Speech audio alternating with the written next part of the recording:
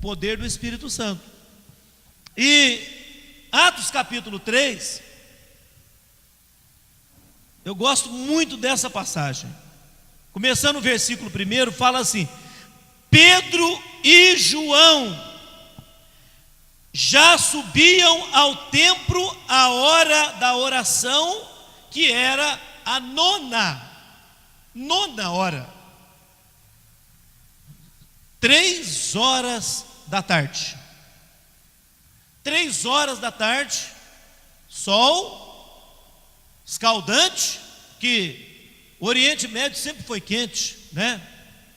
Nós agora que estamos vivendo essa onda de calor, né?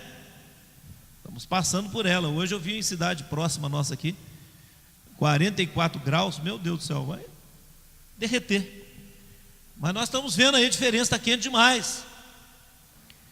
Mas eram 3 horas da tarde, e uma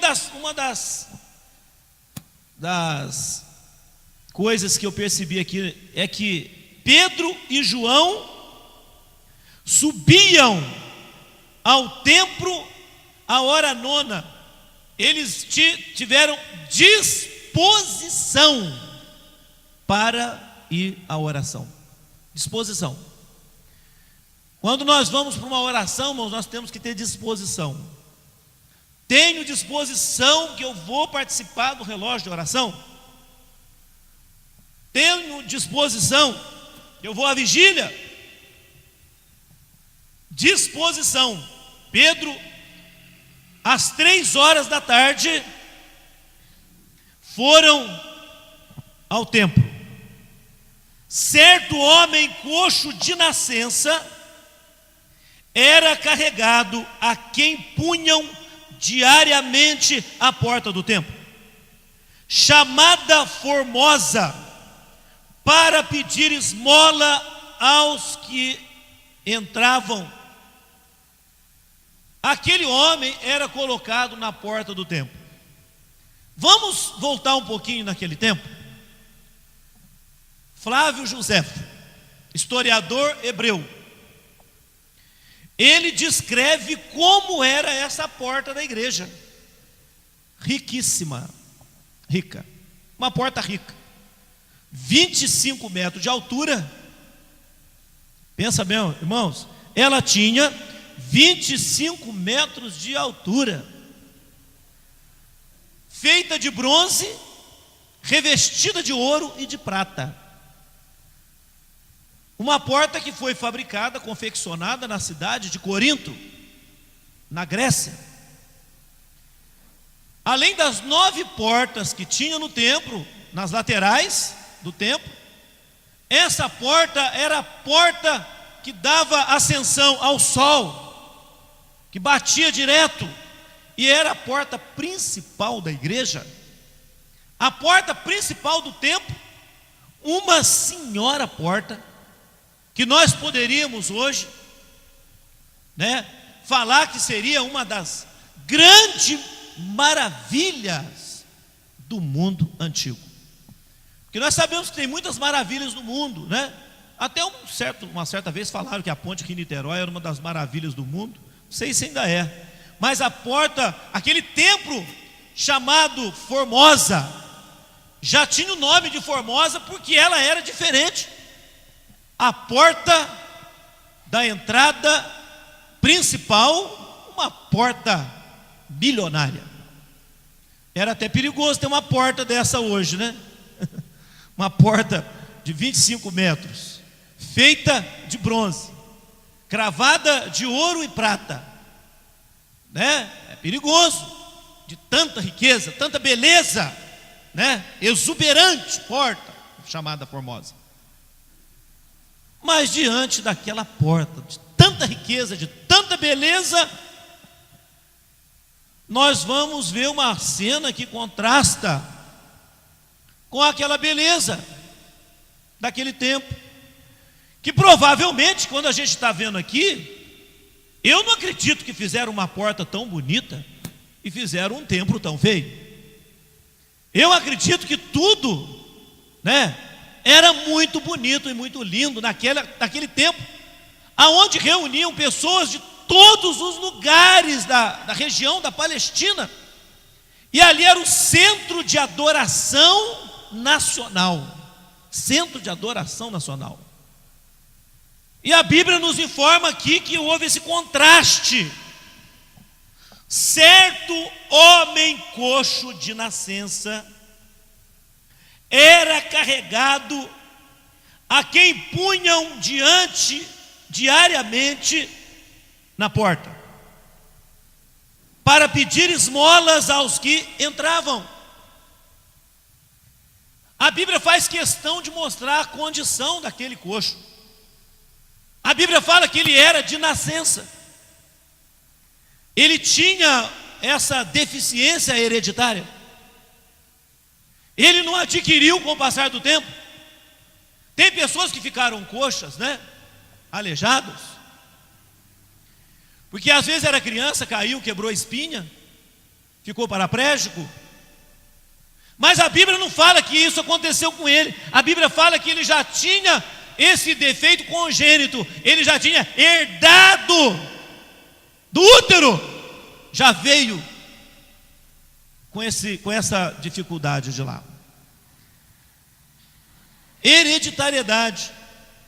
Talvez uma má formação congênita. E às vezes essa má formação física, quando nós olhamos a má formação física, existe também, irmãos, a má formação emocional, má formação espiritual, aquela que herda dos antepassados.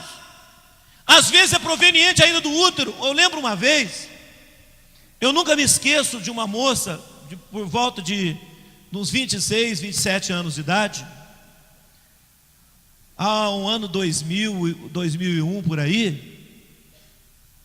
Eu quando fui orar por uma outra moça que precisava de oração, e quando eu orei para aquela moça, aquela outra que eu pus a mão na cabeça de uma e a outra foi manifestada ali, sabe, um espírito maligno manifestou nela. E quando eu coloquei a mão na cabeça daquela moça, aquela menina, ela tinha uma doença mental. Ela era autista. E ela tinha outras doenças da mente. Me lembro o nome dela, Marisa. E ela veio para o centro de recuperação, não foi nem para se recuperar. Veio para aliviar a família devido ao seu problema. Família cansada e pediu se dava para dar um apoio, pelo menos para descansar o pai e a mãe que eram velhos. Mas depois de uns 3 meses que aquela moça estava na casa, quando eu fui orar, aquele espírito maligno denunciou no momento que eu orava por aquela moça. E ele deu um grito. E do jeito que eu orava, eu olhei, o espírito maligno deu um grito e disse assim: eu entrei na vida desta moça, no útero da mãe dela. Eu me chamo doença mental. E eu fiquei ouvindo aquilo, era mais ou menos umas 2 horas da tarde, umas 3 horas da tarde. E naquele momento, quando ele se identificou na outra, eu orei por ela e falei assim: em nome de Jesus Cristo, pegue a sua mala, porque para nós, se a gente for entrar no túnel do tempo, né? Lá atrás, muito tempo, 27 anos atrás. Mas eu quero falar para os irmãos que no reino espiritual não tem tempo não, viu? Não existe tempo. 27 anos é como se fosse agora. E da mesma maneira que eu entendi aquilo, eu falei em nome do Senhor Jesus Cristo: doença que entrou no útero da mãe, espírito demoníaco, sai. Irmãos, o Senhor sabe o que eu estou falando aqui. Não estou floreando nem enfeitando pavão. Sabe o que aconteceu com aquela menina? Ela foi curada.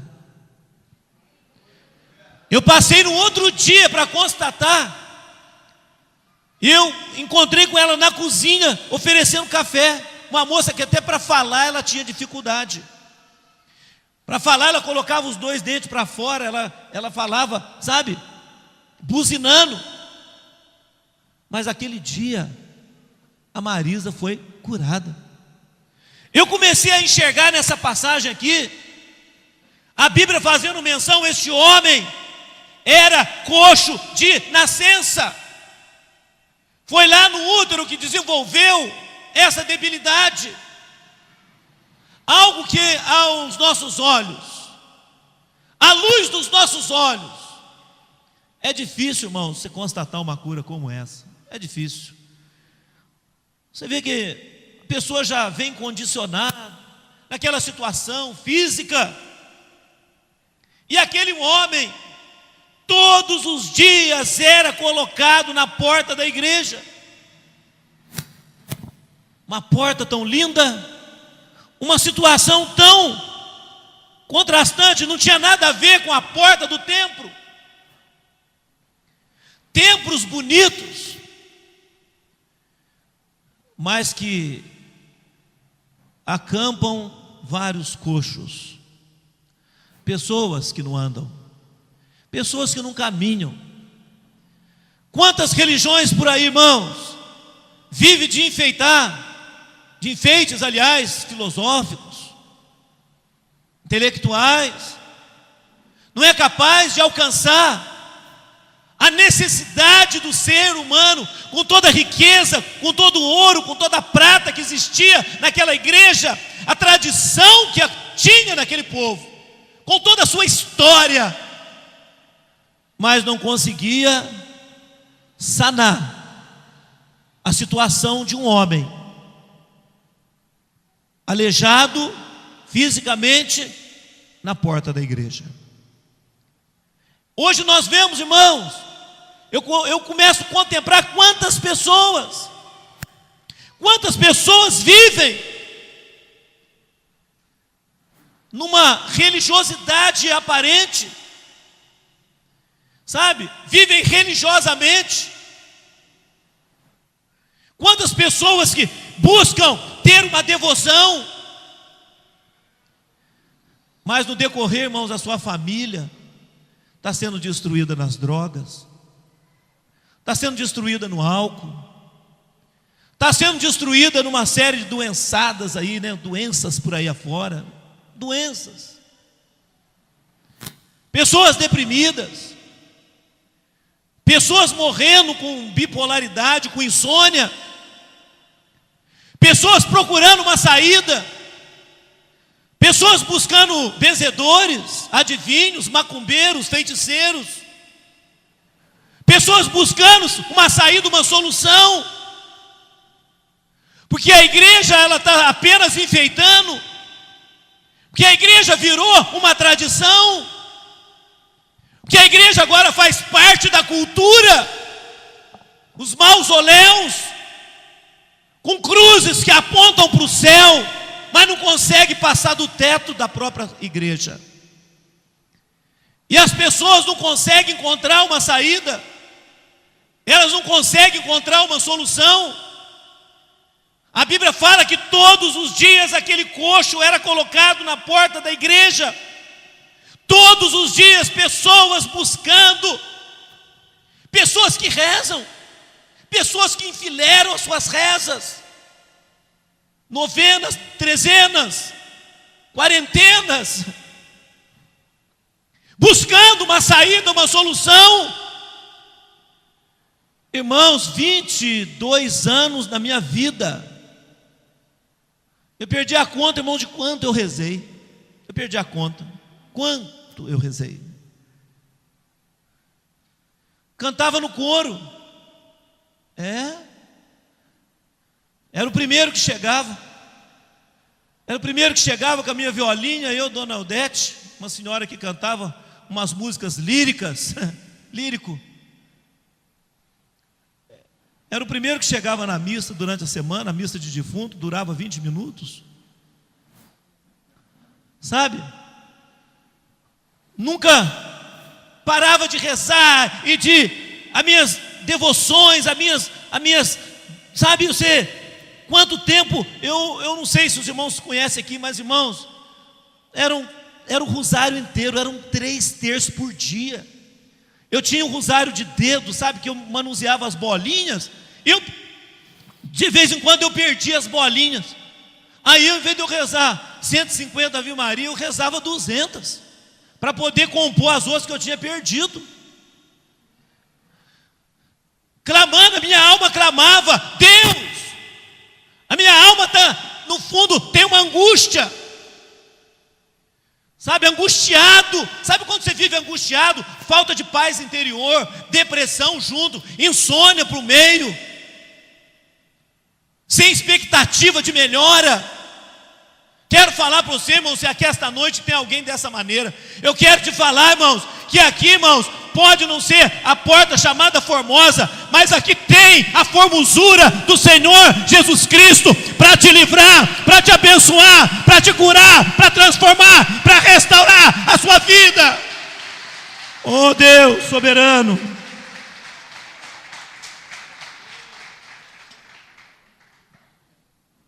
Jesus me alcançou. Jesus me alcançou, irmãos, pobre, doente, miserável. Sabe? Eu fico às vezes, irmãos, às vezes eu lamento na oração, quando eu dobro o meu joelho e falo: Jesus, tem misericórdia desse povo, tem misericórdia dessa geração, Senhor, que te busca em poços e buracos e fontes rotas, que não consegue uma saída, não consegue matar a sua sede.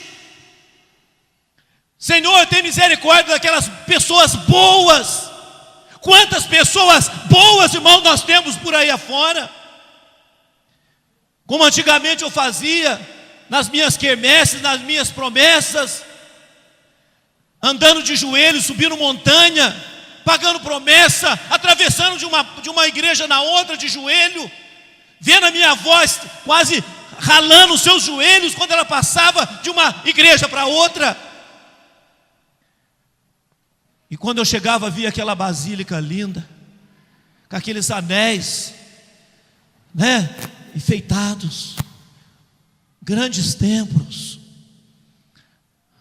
Eu vejo, sabe, irmãos, vejo quantas igrejas evangélicas que perderam, irmãos, são lindas por fora, são bonitas, mas não conseguem mais dar a sanidade, a saúde para os seus membros. Diferentes denominações, pessoas que se reduzem agora a simples filosofias, de costumes, de roupas, de religiosidade, carregam uma Bíblia, mas aquilo que está dentro da Bíblia não acontece na vida delas. Talvez hoje seja uma denúncia para que nós voltamos ao verdadeiro evangelho, ao verdadeiro poder do Espírito Santo na vida dos apóstolos. Mas ainda paramos aqui, irmãos, vendo vendo Pedro e João iam dispostos a entrar no templo, rogava-lhe que dessem uma esmola. Homens dispostos, homens que não medem esforços. Está calor? Eu vou. Está chovendo? Eu vou.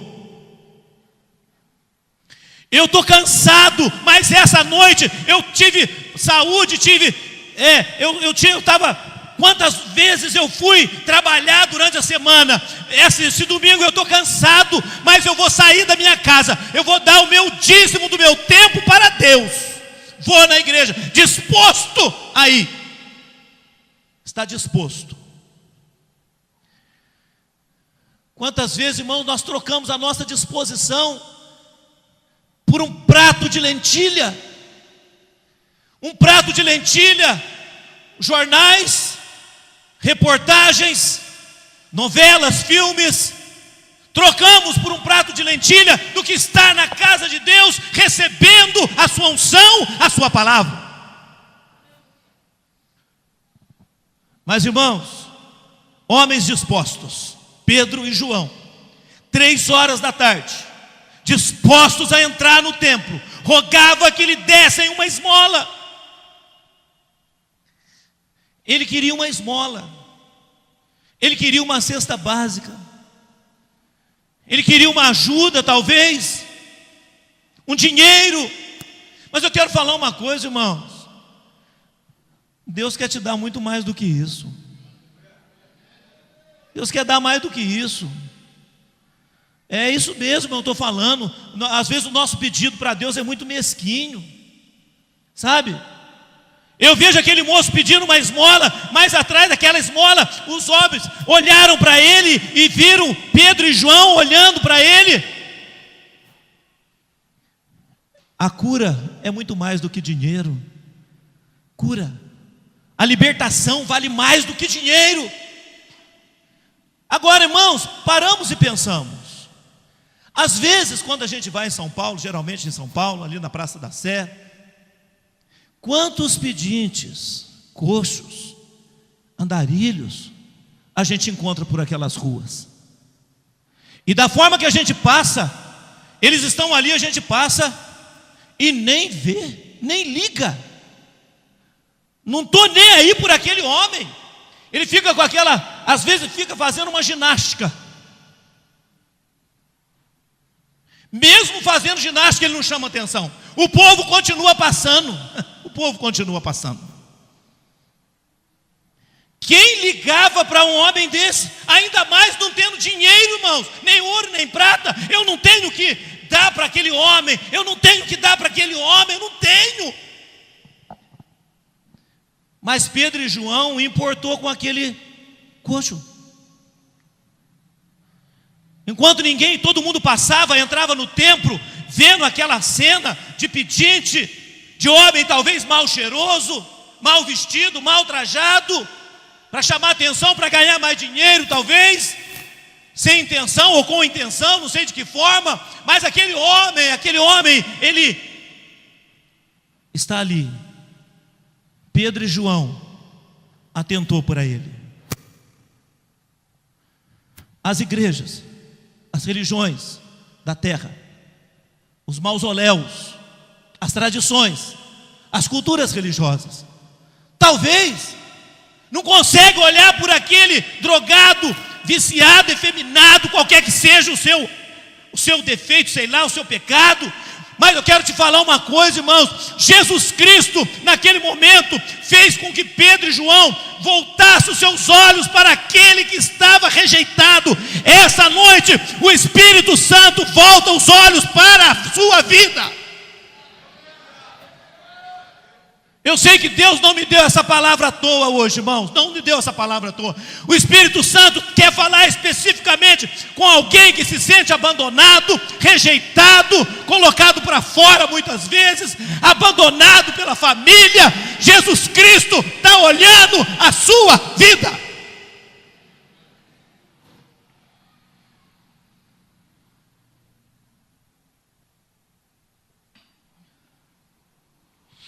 Aleluia. Pedro, fitando os olhos nele, juntamente com João, disse: olha para nós. Olha para nós. Ele consegue chamar a atenção do andante. Alguém parou, falando para mim olhar para eles. Ele se interessou por mim. Ele está interessado por mim. O evangelho é muito lindo. É muito lindo. Olhava atentamente para eles e esperava receber nas suas mãos alguma coisa. Então disse Pedro: não tenho prata e nem ouro, mas o que eu tenho, isso eu te dou. Em nome de Jesus Cristo, o Nazareno, levanta e anda. E sabe o que aconteceu? O paralítico não andou.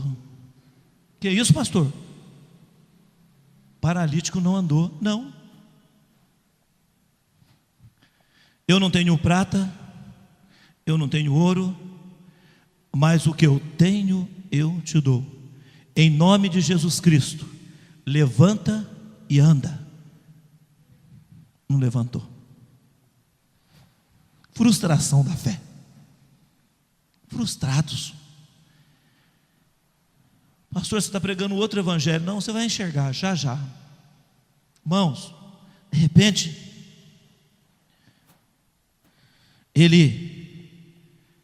você vê aqui o próximo versículo. E tomando-o pela mão direita, o levantou, e imediatamente os seus pés e artelhos foram fortalecidos. Sabe por que ele não levantou na primeira vez? Porque precisava que alguém estendesse a sua mão para que ele levantasse. Jesus faz, mas a igreja tem que fazer. Você tem que fazer. Era para ele ter levantado em nome de Jesus Cristo Nazareno. Levanta e anda. E ele saía e pulava e saltava. Não, eu vou fazer a minha parte. Levanta e anda. Esse é o papel do discipulado. Esse é o papel da igreja Manaim de Itamonte. É um papel que nós vamos, além de dar uma ordenança, levanta e anda. Eu não consigo, eu sou coxo, eu sou aleijado dos pés desde o ventre da minha mãe. Mas sabe o que eu vou fazer? Eu vou estender a minha mão direita, eu vou te levantar.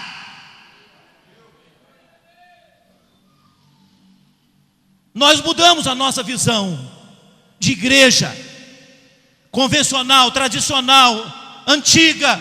E hoje, irmãos, nós temos uma nova visão. Estenda as suas mãos para aquele que está coxo, aleijado, depressivo, drogado. Venha, eu te ajudo.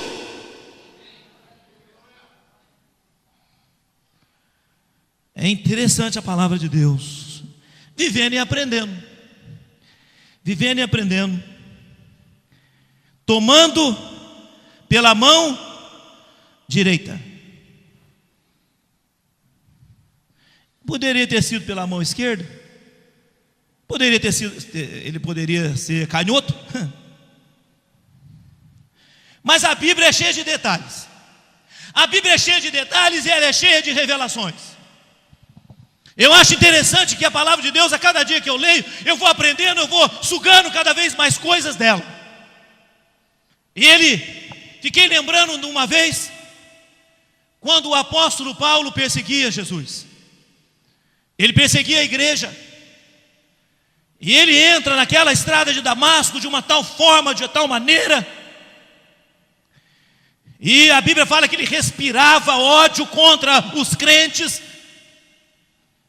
Mas de repente a Bíblia fala que uma luz brilhou nos seus olhos, em pleno meio-dia, mais forte do que a luz do sol. E ele ficou cego. E ele ficou cego, ele só ouviu uma voz: entra na rua direita, procura um tal Simão e vai lá, ele vai falar para você o que tem que ser feito. Eu comecei a pensar, fazer algumas comparações. Direita, ele estende a sua mão direita, ele fala para Paulo: entra à direita. Mas uma vez Jesus falou também para os seus discípulos, eles já estavam cansados, irmãos, cansados da oposição, fatigados, eles estavam cansados de tanta pressão, talvez, pressão de tantas coisas, do dia tão corrido, de tantas coisas que acontecia. Mas Jesus falou para eles assim, eles estavam pescando, passaram uma noite inteira sem conseguir nada de peixe. Mas chegou um certo momento, lá em João capítulo 22, Jesus falou para eles assim: olha, lançai a rede à direita. E a Bíblia diz que trouxeram tantos peixes que quase que a rede rompeu. Por que eu estou falando de direita? Porque o contrário de direita é a esquerda. Quando nós falamos assim, a política da esquerda, a gente sabe que é a política dos contra. A política que é contra. Em outras palavras, irmão, nessa revelação começa a enxergar: Jesus está à direita, Ele venceu o da esquerda, Ele venceu a oposição, Ele venceu o Satanás, e agora Ele está falando para a igreja: lance a rede à direita, vire à direita, tome posse com a sua mão direita, levante com a sua mão direita. Aleluia! Você pode dar uma salva de palmas para Jesus, sim, pode. Erecha lara súbia, delamas quemanarra xanderás. Direita. Estou cansado de esquerda. Estou cansado do esquerdismo. Estou cansado da oposição. Estou cansado desses demônios que se levantam. Esses demônios que se levantam, que atrapalham as famílias, que atrapalham os negócios, que atrapalham os relacionamentos. Eu estou cansado desses demônios. E esta noite eu profetizo: vamos agora andar na direita.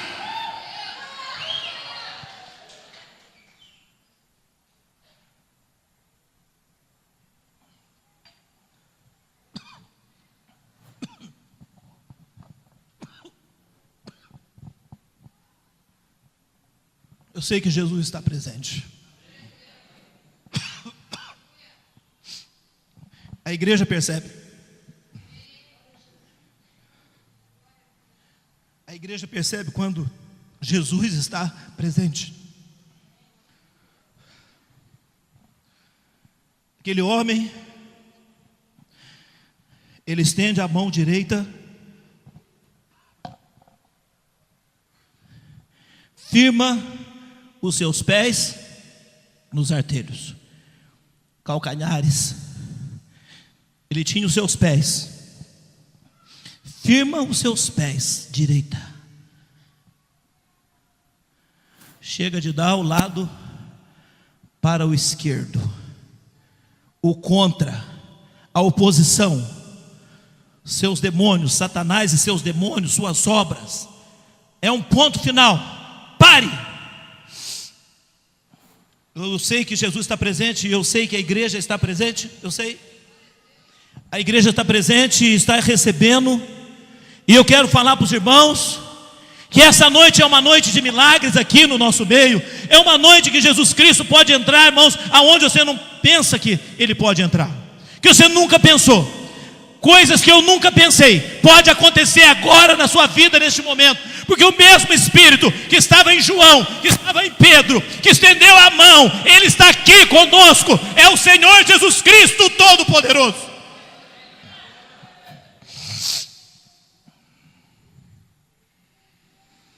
Mas, e a palavra de Deus continua. Pedro se levanta. Ele se levanta. Se levanta. Então Pedro, tomando pela mão direita, o levantou. Imediatamente os seus pés e os artelhos foram fortalecidos. Pensa, irmãos, medita mais um pouco comigo. Medita. Paulo era da esquerda. Era da esquerda. Perseguia. Tem gente da esquerda aí? Perseguia. Paulo matava.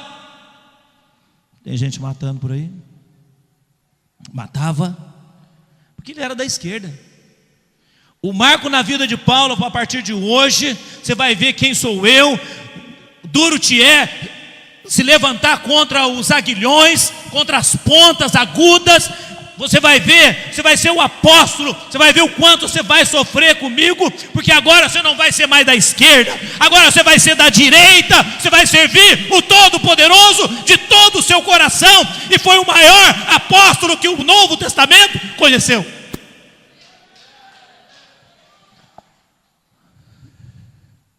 Tomando pela mão,